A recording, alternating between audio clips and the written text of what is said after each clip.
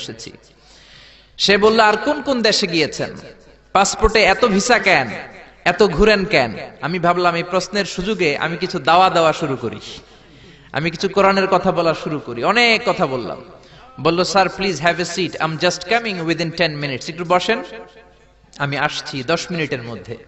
10 minute পরেই চলে এসেছে। এসে আবার বলল, may I have a look to your bag, আপনার ব্যাগকে একটু চেক করতে পারি? আমি বললাম, for sure, why not, have a check please.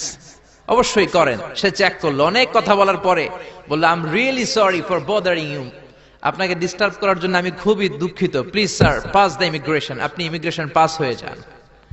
এজন্য দাড়ি টুপি নিয়ে আপনি যেখানেই যাবেন আপনাকে স্যালিউট দেওয়াবে কে? সম্মান দেওয়াবে কে?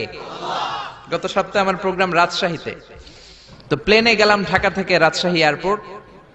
তারপরের দিন সকালের ফ্লাইটে আবার ঢাকা ফিরে আসছি। আমার সিট পড়ছে একেবারে প্লেনের পেছনে।